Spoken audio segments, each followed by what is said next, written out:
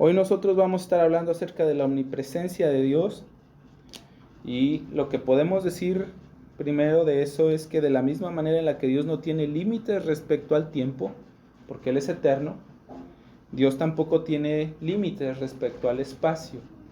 Él es omnipresente, y este es uno de los atributos de Dios que nosotros llamamos incomunicables, o sea, que nadie más tiene. Hay otros atributos de Dios que son comunicables, que nosotros podemos de cierto modo tener también, como el amor o la misericordia. Nosotros podemos actuar de manera similar, pero nosotros no somos eternos. Nosotros no somos eternos, nosotros no somos omnipresentes, nosotros no somos omnipotentes, nosotros no somos soberanos en el universo. Esas son cosas que solo Dios tiene, ¿ok? Nosotros aprendimos también de la aceidad de Dios, que solo Dios es desde el principio, nosotros no, nosotros siempre llegamos a ser, siempre estamos cambiando, Él siempre es. Esos son los atributos incomunicables de Dios, ¿ok? Hoy vamos a hablar acerca de la omnipresencia. La omnipresencia es una palabra de origen latino que significa simplemente que Dios está presente en todo lugar, en toda su plenitud. Dios está presente en todo lugar, en toda su plenitud. Como dije hace ratito, Dios no está limitado al espacio por una razón simple, porque Él creó el espacio. Él está fuera de eso. En Génesis 1:1 nosotros aprendemos, lo hemos citado bastante cuando hemos hablado de estos atributos de Dios, que en el principio Dios creó los cielos y la tierra. Un hombre lo explicó así una vez y creo que es una cosa correcta. Él dijo: todo lo que llega a existir en el mundo tiene que existir en la materia, en el tiempo y en el espacio. Materia, tiempo y espacio, eso define la existencia de las cosas. Materia, tiempo y espacio. Pero Dios no se rige por ninguna de esas cosas, porque en el principio el tiempo, Dios creó, estaba fuera del tiempo. En el principio Dios ya era. En el principio Dios creó los cielos, el espacio y la tierra, la materia. Entonces Dios está por encima de esas cosas. Dios es omnipresente. Porque Él creó el espacio, Él no puede estar limitado por el espacio. Entonces la Biblia nos enseña que Dios es omnipresente. Y el primer texto que vamos a leer es el Salmo 139. Vamos a leer de los versículos del 7 al 12. 139, del 7 al 12. Dice así: ¿a dónde me iré de tu espíritu? ¿Y a dónde huiré de tu presencia? Si subiera a los cielos, ahí estás tú. Y si en el Seol hiciere mi estrado, he aquí, allí tú estás. Si tú, el Seol, algunas veces se puede entender como el lugar donde los muertos van. El lugar más profundo que existe también podría ser. Entonces, si yo me fuera desde lo más alto de los cielos hasta lo más bajo, Él está ahí. Dice: si tomare las alas del alba. ¿Qué es esto de las alas del alba? La luz es la cosa más rápida que existe. El alba es el amanecer.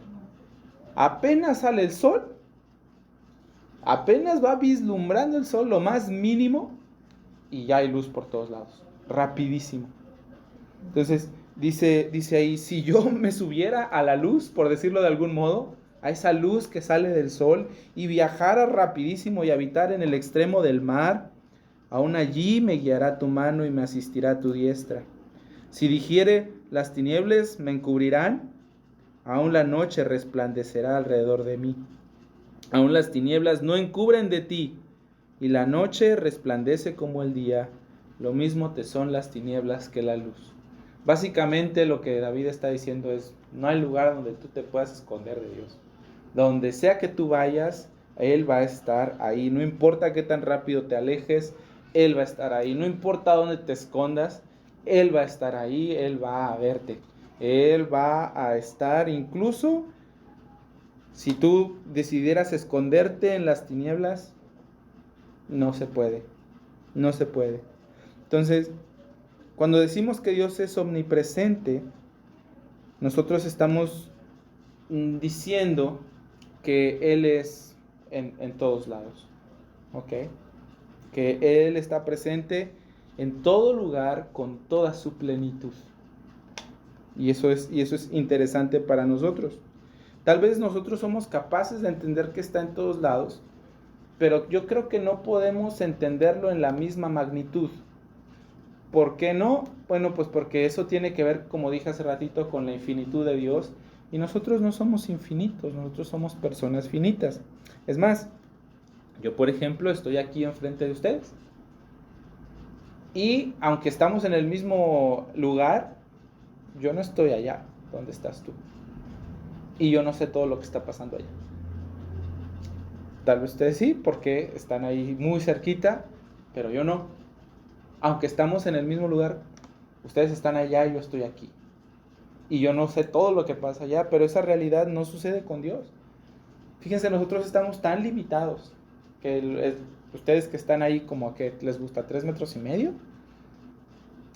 Entonces yo no soy capaz de percibir todo lo que sucede ahí, pero Dios sí percibe y sí ve todo lo que está en todos lados.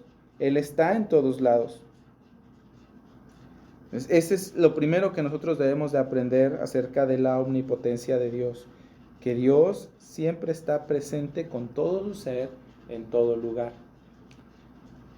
Si pueden, abran su Biblia en el primer libro de Reyes. Ese es otro texto que nos habla acerca de la omnipresencia de Dios. En el primer libro de Reyes, en el capítulo 8, en el versículo 27, nosotros escuchamos una parte acerca de la oración que Salomón oró cuando él construyó y dedicó el templo del Señor. ¿Ok? Primero de Reyes 8:27 dice: ¿es verdad que Dios morará sobre la tierra? He aquí los cielos de los cielos no te pueden contener, cuánto menos esta casa que yo he edificado.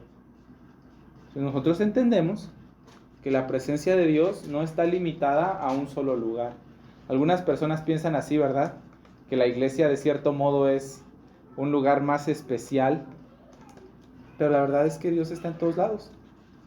Dios no se confina aquí a este pequeño lugar que nosotros hemos dedicado para alabar su nombre.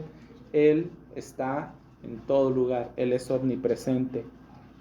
Quiero que revisemos un último texto que está en Jeremías 23. ¿Soy yo Dios de cerca solamente, dice Jehová, y no Dios desde muy lejos?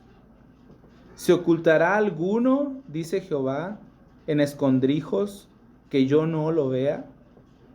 ¿No lleno yo, dice Jehová, el cielo y la tierra? Entonces, Él está, como dijimos, en todos lados. Y dice ahí: yo lleno el cielo y la tierra. Yo los lleno. Esto tiene que ver con mucho más que simplemente que Dios sea tan grande, tan grande, tan grande, tan grande que Él llena todo. O sea, eso es verdad. Eso es verdad.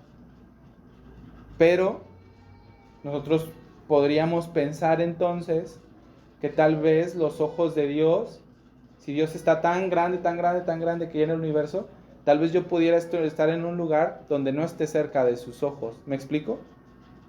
Por ejemplo, tomen por referencia mi cuerpo. Si Dios es tan grande, que pensemos que en este espacio, así como el universo, que Dios es tan grande que lo llene todo, tal vez yo puedo estar en un lugar donde no esté cerca de sus ojos.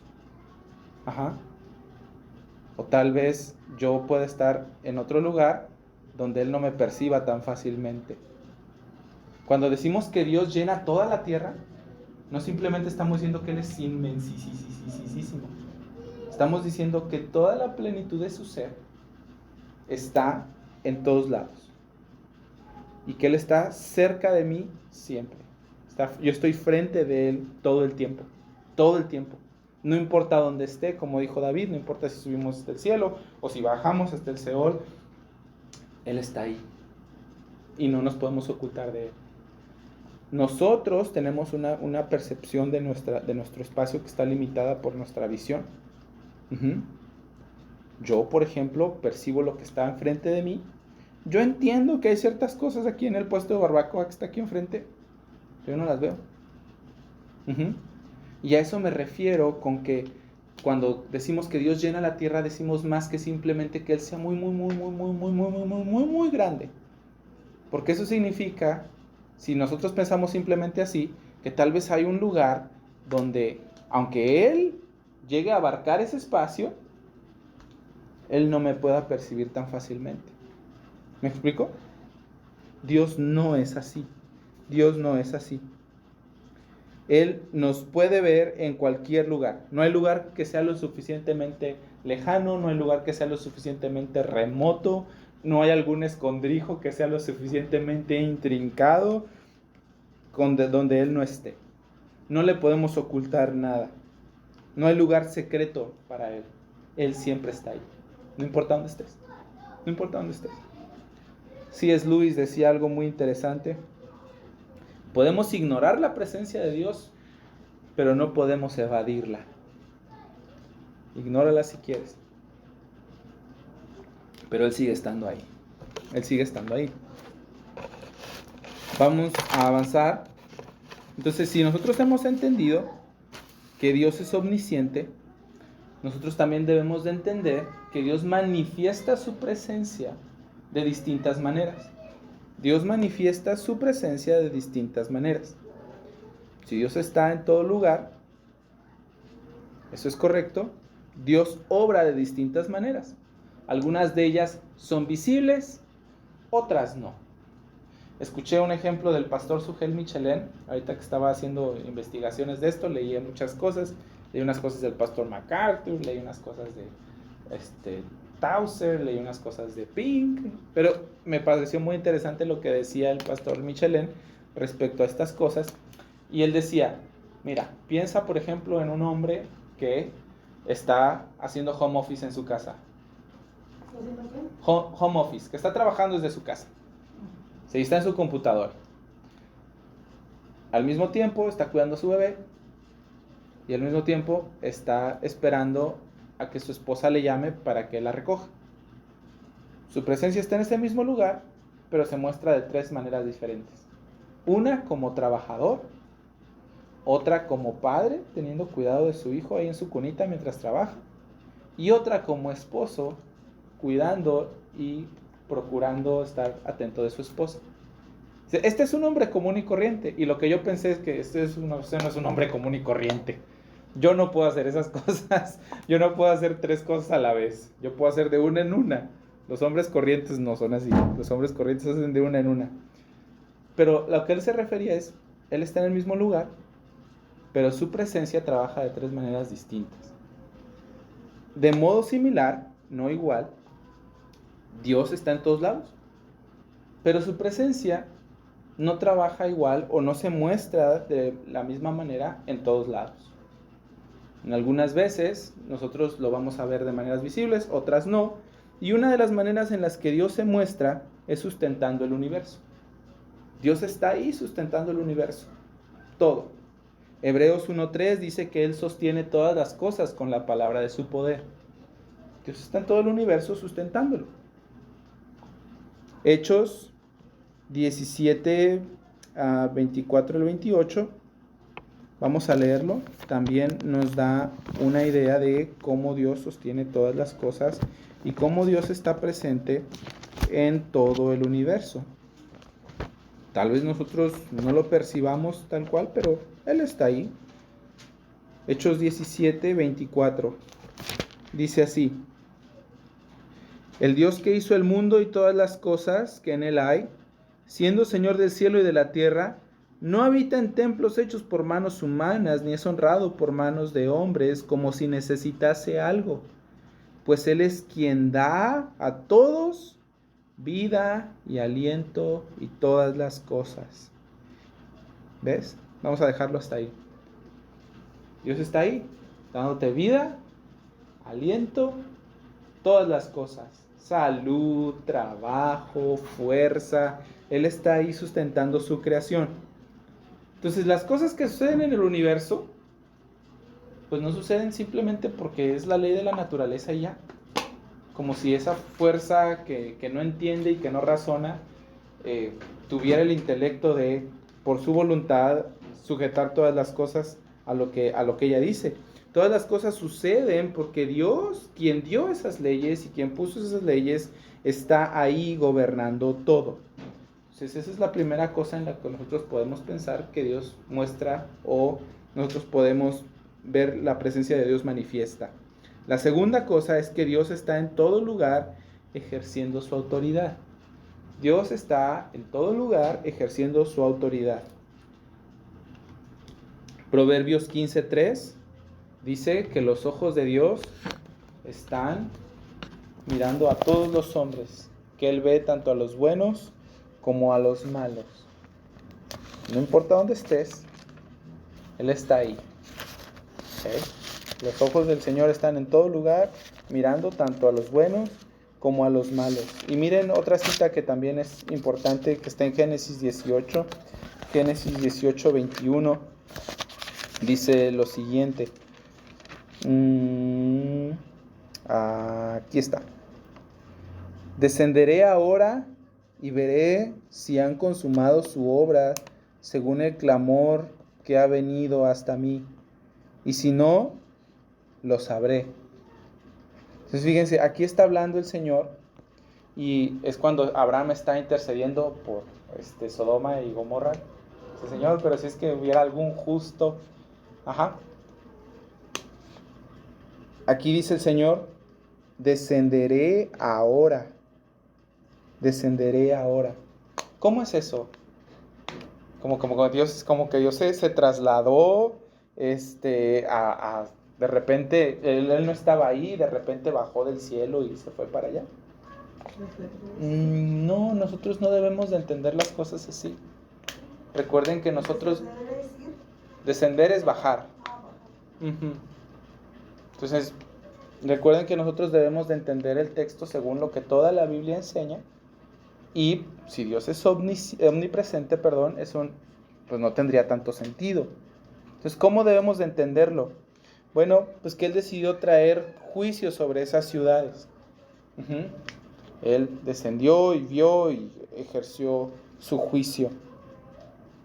Hay otra manera en la que Dios manifiesta su presencia, que es que Dios está presente para traer bendición a su gente, para traer bendición a su pueblo. Y quiero decirles que esta es la expresión más común de la presencia de Dios en toda la Biblia. Cuando la Biblia habla acerca de la presencia de Dios, usualmente es para hablar acerca del favor, el cuidado, la bondad, la gracia, las bendiciones, la protección y todo lo que Dios da a su gente. ¿Ok? Pero miren, el texto que quiero que veamos a ese respecto está en Éxodo 25. Y yo les animo a que sí vayan para allá y lo marquen o lo anoten y lo tengan ahí bien guardadito. Éxodo 25. Vamos a leer de los versículos 21 hasta el 22.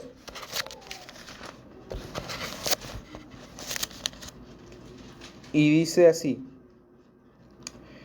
y pondrás el propiciatorio encima del arca, y en el arca pondrás el testimonio que yo te daré. Y de allí me declararé a ti, y hablaré contigo de sobre el propiciatorio, de entre los querubines que están sobre el arca del testimonio, todo lo que yo te mandare para los hijos de Israel. Vas a decir, bueno, ¿y eso qué? Eso como que no tiene mucho sentido. Bueno, estas son instrucciones que Dios dio a Moisés respecto al arca del pacto. ¿Han escuchado sobre el arca del pacto? Era una caja de oro que tenía una tapa de oro también, que tenía unos querubines. Esa tapa es el propiciatorio. Adentro del arca del pacto estaba la vara de Moisés, maná y no recuerdo qué más, pero lo que sí quiero que entiendan es que el arca del pacto tenía un símbolo muy especial, que era la presencia de Dios en medio de su gente. Era una señal de que Dios estaba con ellos. ¿Okay? Y esa arca del pacto la pusieron en el tabernáculo, que eran las tiendas que habían construido como templo para Dios en medio del desierto. Entonces Dios estaba ahí en medio de Israel, porque ahí es donde estaba el tabernáculo, en medio de todas las casas de campaña. Ahí estaba el tabernáculo, Dios en su casa morando en medio de su pueblo. ¿Ok? Entonces, esto que está aquí Dios hablando de Moisés, le está diciendo, yo les voy a hablar por medio de ese, me declararé a ti y hablaré contigo sobre el propiciatorio. Entonces, Dios está ahí con su gente, comunicándose con ellos, hablando con ellos, teniendo una relación con ellos, estableciéndose como su Dios y a ellos como su pueblo.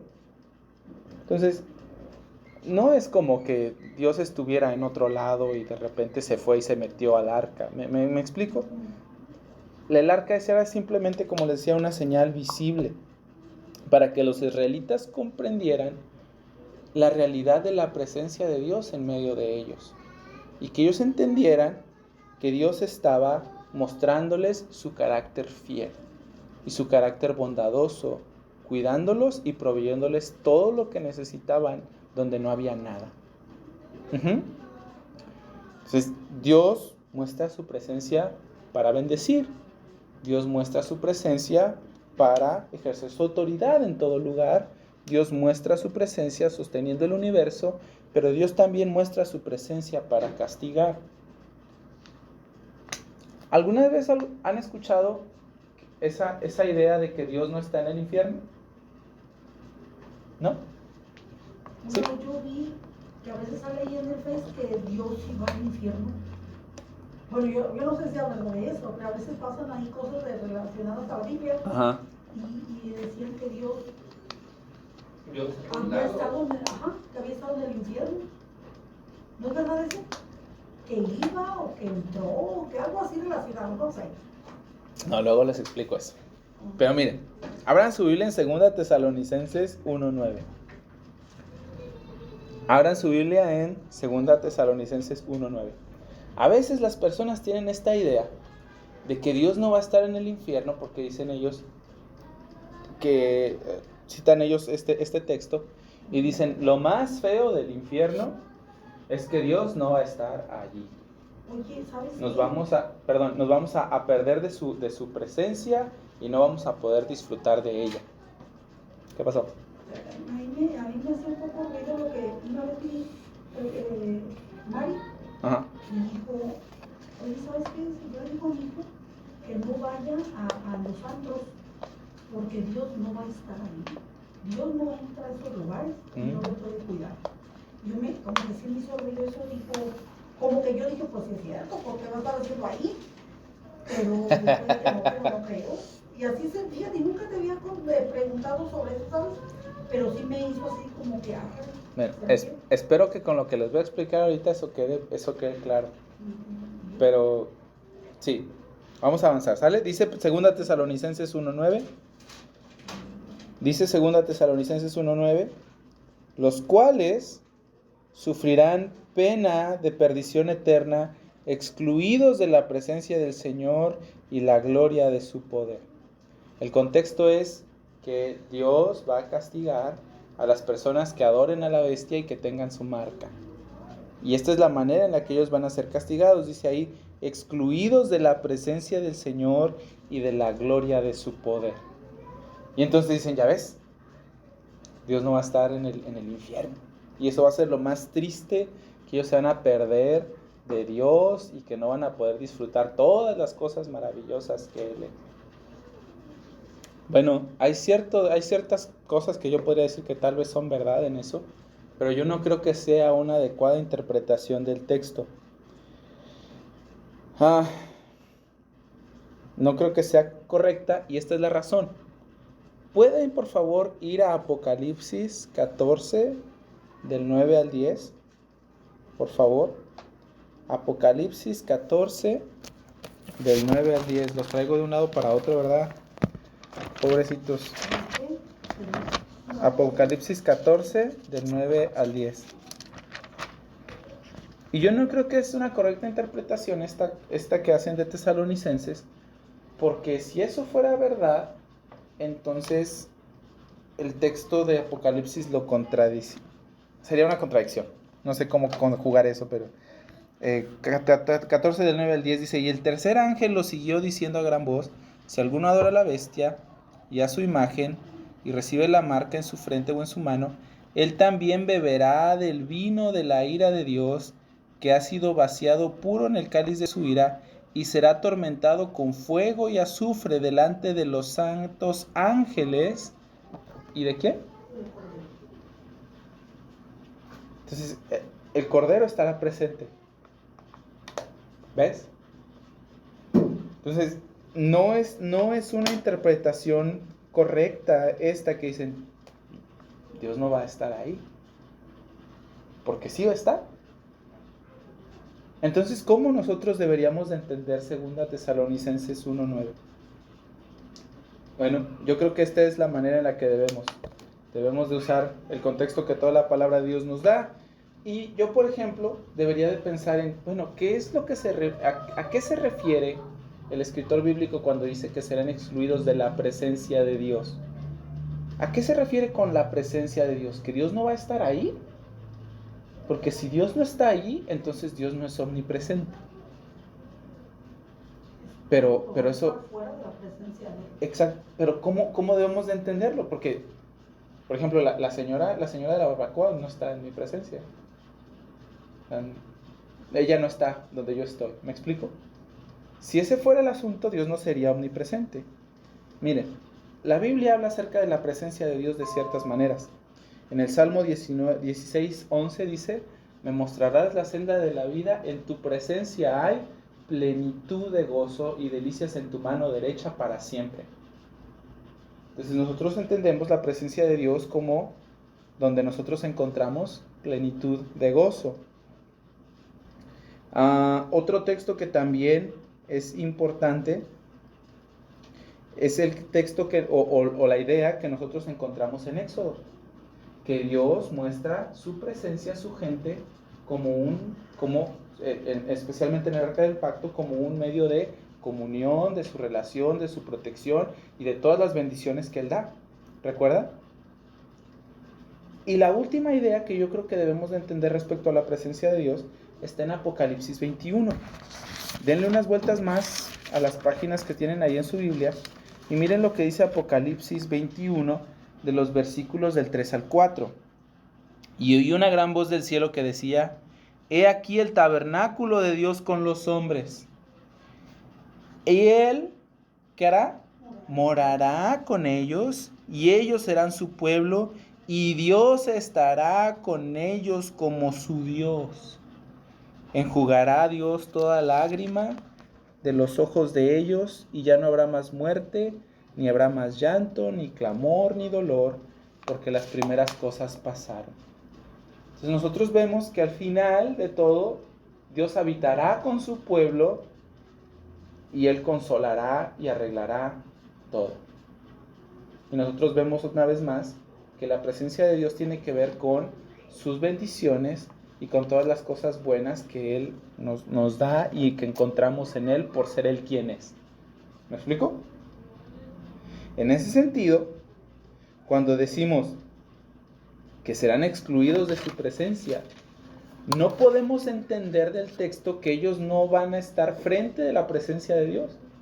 Ellos van a estar siendo atormentados, como dice ahí, delante de la presencia del Cordero, quien es Dios el Hijo.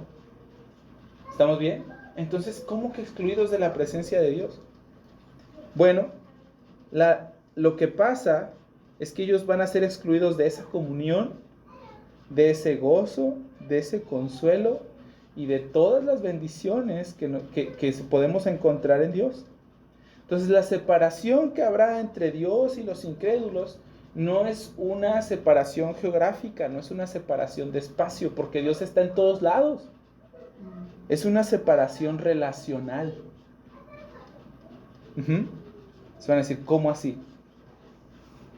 ¿Alguna vez se han enojado mucho con alguien que es de su familia? Que están en el mismo lado, pero pareciera que están así como que que cada quien en su rollo. ¿Sí me explico? Sí. No es una separación geográfica, no es una separación espacial, es una separación de relación. Decía el pastor Tauser, una de las cosas que leí, puede haber dos criaturas en un mismo cuarto, un ángel y un simio, pero aunque estén en el mismo espacio, no hay compatibilidad, no hay entendimiento, no hay amistad, no hay comunión. Hay una separación inmensa entre esas dos criaturas. Uh-huh. En ese sentido, ¿Dios está donde están los malvados? Sí. Y no. ¿Me explico? La separación relacional está ahí con ellos. Ellos no están cerca de Dios, ellos están lejos de Dios, pero ellos siguen estando frente a la presencia de Dios, haciendo todo, y Dios ve todo lo que ellos hacen. Uh-huh. ¿Tiene sentido ahora lo que decía ahí su amiga? Entonces, eso es así. Y lo triste de todo este asunto es que aquellos que nunca quisieron nada con Dios van a tener lo que siempre quisieron. Nada. Nada. Que no tengo tiempo para la iglesia, no quiero la iglesia, no me gusta la iglesia. Vamos a decir de la iglesia, vamos a dejarla aparte. No quiero nada con Dios ahorita, no quiero escuchar de Dios ahorita, no tengo tiempo para Dios. ¿Qué vas a tener? Lo que quieras. Al final, su deseo será cumplido y ellos van a tener lo que buscaron toda su vida. Pues sí, Dios está presente para castigar. Y Dios también está presente para salvar. Miren, lean conmigo Isaías 57, por favor. Vamos a leer Isaías 57:15. Isaías 57:15.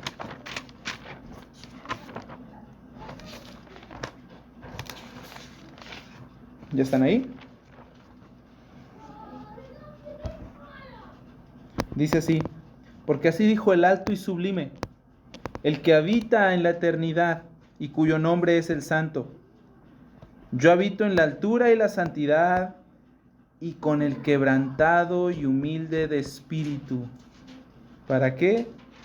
Para vivificar o para hacer vivir el espíritu de los humildes y para vivificar el corazón de los quebrantados. El Señor está ahí para darle vida al espíritu muerto de aquellos que son humildes y reconocen su grandeza y reconocen su pecado. Uh-huh.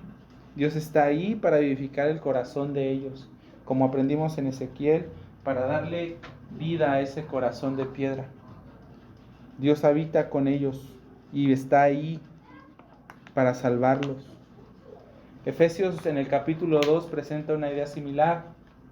En el capítulo 2 el apóstol Pablo está hablando acerca de que como antes nosotros estábamos lejos de Dios, separados de Cristo, ajenos a la ciudadanía de Israel, pero ahora nosotros por la sangre de Cristo hemos sido hechos cercanos a Dios. Pues Dios está ahí para salvar a su gente. El alto y sublime viene a habitar con el que se arrepiente y con el que confía en Él. Y mira, qué maravilloso es esto.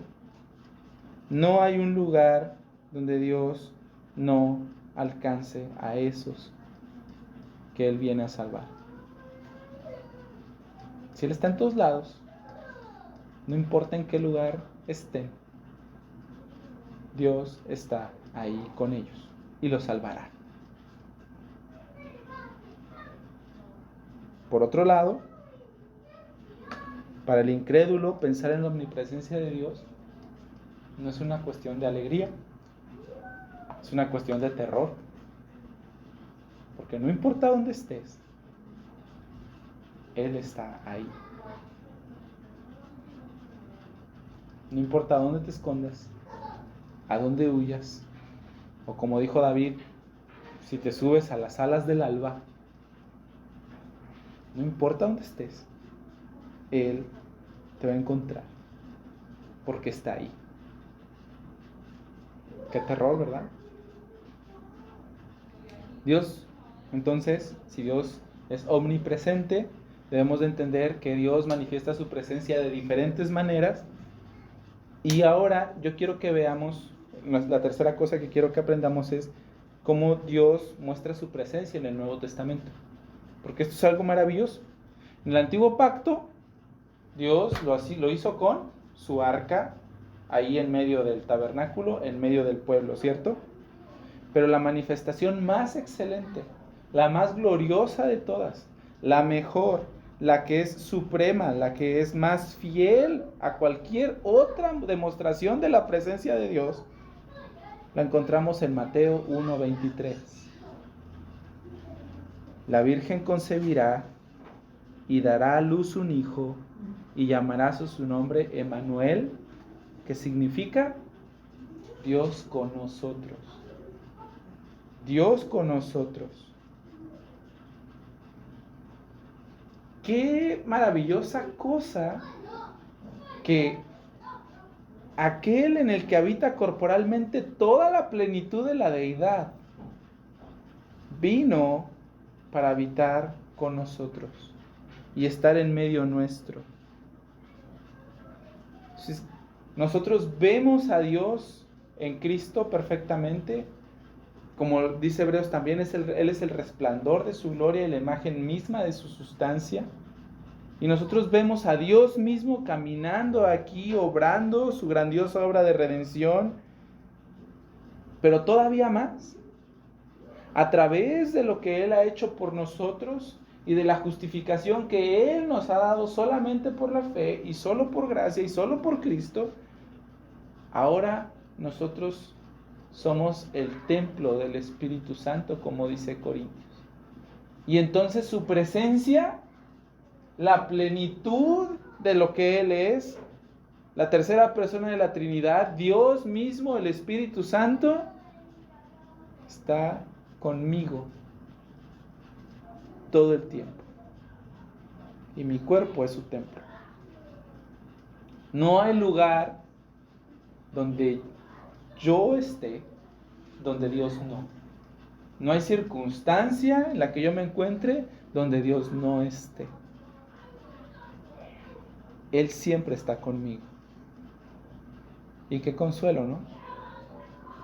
Especialmente para las personas que sufren, qué consuelo saber que Dios está ahí. Y al final de todo, como dice Apocalipsis 21, nosotros podremos verle. Y Él estará con nosotros y habitará con nosotros. Y ya no habrá más llanto, ni muerte, ni dolor, ni clamor. Él va a arreglar todo y habitaremos con Él para siempre. Y Él habitará con nosotros para siempre. Y así será por toda la eternidad. En el Nuevo Testamento la presencia de Dios alcanza un nivel brutal. Un nivel que es muy similar al del Edén. ¿Verdad? Yo podría decir que se restauró la relación que habíamos perdido con Dios.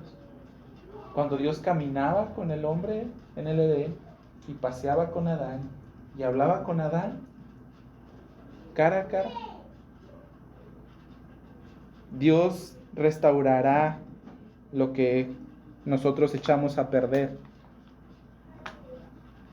Y te das cuenta lo importante que esto es. Porque entonces nosotros vivimos en la presencia de Dios de una manera muy real y muy profunda. Una manera en la que a veces nosotros no pensamos tanto, como suele pasar con todos los demás atributos de Dios que hemos estudiado. Que nosotros damos por sentado que Dios es así, pero no lo meditamos ni lo contemplamos. Entonces, ¿cuál es el asunto práctico de todo esto? ¿Qué es lo que nosotros aprendemos? Fíjense que en la época de la Reforma Protestante nació una expresión que era coram Deo. Coram Deo. Esta es una expresión de origen latino que simplemente significa ante Dios. La idea de esta frase era que cada aspecto de la vida, todo lo que nosotros hacemos, se entiende que lo hacemos ante el Señor, en su presencia, delante de su rostro. Entonces, vivir en la presencia de Dios, decían los reformadores, es entender que hagamos lo que hagamos, no importa si lavas los trastes o si estás en el templo cantando, no importa si es la actividad más corriente o la actividad más, entre comillas, santa, todo lo hacemos en la presencia de Dios y por tanto todas las actividades llegan a ser santas, porque las hacemos delante de su presencia. Sea lo que sea que hagamos, pero no me malentiendas. Esta idea no se trata de que como que estamos portándonos bien todo el tiempo porque Dios nos está viendo y sabemos que nos va a castigar si nos portamos mal, como si Dios fuera un policía cósmico que nada más anda viendo a ver dónde te equivocas. Esa no es la idea del Coram Deo. Más bien es que nuestra vida encuentra unidad y coherencia y consistencia en la presencia de Dios, porque siempre estoy delante de Él. Entonces, eso debería de producir en mí una vida íntegra. Que no gano nada siendo una persona contigo y otra persona en mi casa. Siempre estoy delante del Señor, no engaño a nadie. No engaño a nadie.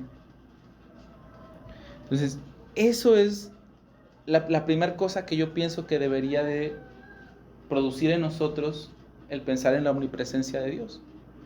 Que nosotros vivamos así, Coram Deo, ante su presencia todo el tiempo. Trabajando, hablando, cambiando pañales. Delante de su presencia. Siempre. Otra cosa que yo creo que es buena y que sale bien para nosotros y que es provechosa es considerar la omnipresencia de Dios a la luz de nuestra lucha contra el pecado. Porque como dice Proverbios 15:3, Dios está sobre todos los hombres viendo a los buenos y a los malos. Y nuestra conducta sería bien diferente si nosotros tuviéramos en consideración eso más seguido. Muy diferente. Seríamos, yo creo, personas más sobrias, tomaríamos decisiones diferentes.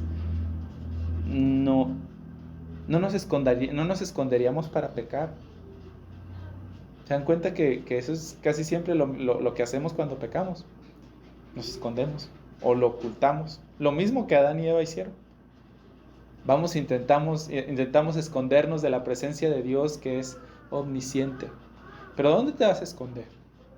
Citando otra vez a David, ¿en el cielo, en el Seol, en tu cuarto, en tu corazón, en tu mente? Hebreos 4:13 nos recuerda que todas las cosas están desnudas delante de aquel a quien habremos de dar cuenta.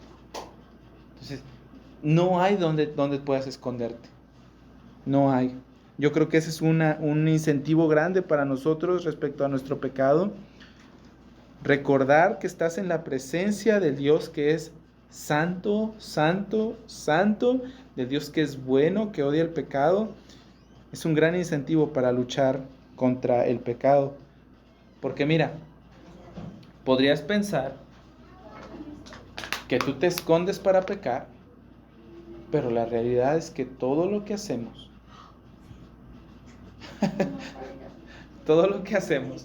lo hacemos en su presencia. Todo. No importa dónde estemos o qué tanto te escondas, nuestros pecados siempre lo hacemos a plena vista de Él, frente a Él, siempre. También yo creo que pensar en la omnipresencia de Dios nos ayuda a lidiar con nuestro temor, con el temor de las cosas. Pueden ir conmigo a Isaías 41:10, por favor. Isaías 41:10. Híjole, Perdónenme. Miren, simplemente quiero que vayan a Jeremías rapidito, porque esto de la lucha contra el pecado no es algo que simplemente yo quiero que ustedes entiendan como una conclusión lógica, que sí lo es y que es correcta, pero quiero que vean lo que dice Dios en Jeremías 16. Jeremías 16, 17. Dice lo siguiente: porque mis ojos están sobre todos sus caminos, los cuales no se me ocultaron, ni su maldad se esconde de la presencia de mis ojos. ¿Ya viste? Nosotros deberíamos de considerar cuidadosamente nuestros caminos y recordar que todo lo que hacemos lo hacemos en su presencia. Fin, ahora sí, ya acabamos con eso. Ahora sí, Isaías 41:10. Recuerden que está Isaías y luego Jeremías. Isaías 41:10 yo creo que es un bálsamo para los corazones temerosos. 41:10. Escucha esto. No temas porque yo estoy contigo.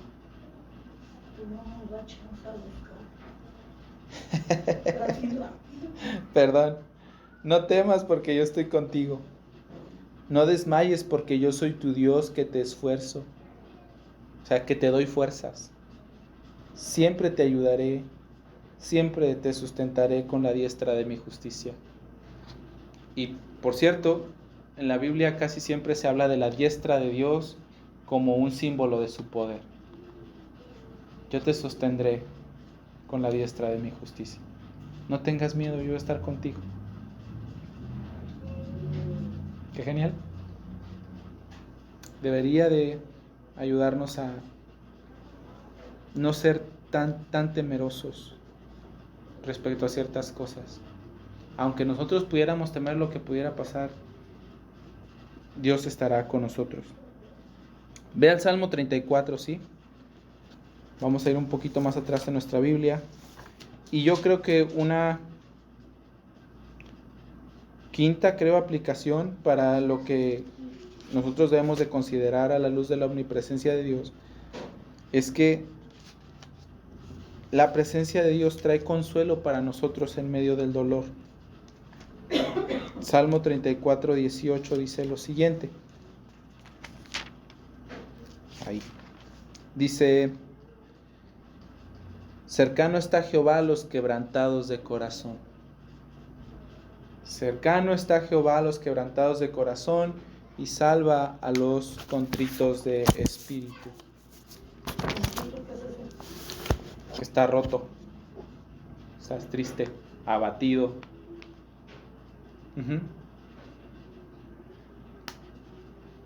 Entonces, la omnipresencia de Dios, como los otros atributos de Dios, llegan a ser un tesoro para nosotros.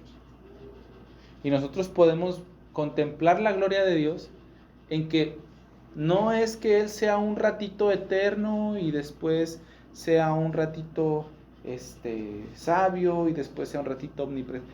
Él es todo al mismo tiempo. Todo al mismo tiempo. ¿Cómo lo hace? No lo sé. Pero es grandioso que Él esté en todos lados todo el tiempo. Para sus hijos, para su gente, este es un consuelo maravilloso y un bálsamo al corazón. Saber que Dios está conmigo, en mi corazón, viviendo en mí por la obra del Espíritu Santo y por lo que Cristo ha hecho en mí. Y que no hay nada que el hombre pueda hacer para separarme de mi Dios. Como dice Romanos 8, ni lo alto, ni lo profundo, ni lo porvenir, ni ángeles, ni principados, ni ninguna otra cosa creada nos puede separar del amor de Dios que es en Cristo Jesús, Señor nuestro. Nada nos puede separar de la presencia de Dios. Eso debería de ser un aliciente con nuestra lucha contra el pecado, nuestra lucha contra el temor, en nuestro consuelo cuando las cosas difíciles vienen a nuestra vida, porque Dios está ahí conmigo y Él está cercano a los quebrantados de corazón. Tener esa expresión que nosotros tenemos de tener el corazón roto, ¿entienden eso? De aquí sale. En las tristezas más profundas, Dios ahí está cercano.